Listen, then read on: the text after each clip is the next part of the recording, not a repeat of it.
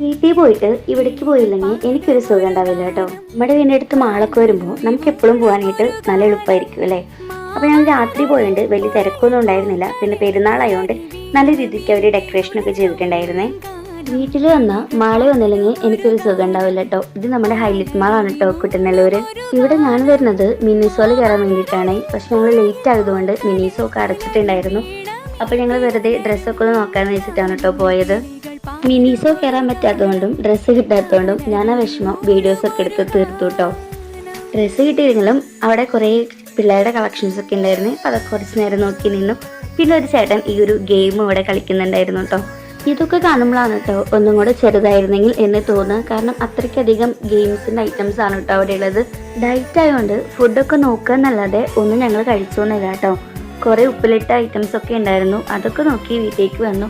വീടൊക്കെ എനിക്കൊരു പുള്ളോത്തിയുടെ വീഡിയോ മസ്റ്റാണ്. അപ്പോൾ എന്നെപ്പോലെ ആരെങ്കിലും പുള്ളോത്തി ലവേഴ്സ് ഉണ്ടെങ്കിൽ ഒന്ന് ലൈക്ക് ചെയ്യണേ. അതുപോലെ തന്നെ എൻ്റെ ചാനൽ ഒന്ന് സബ്സ്ക്രൈബ്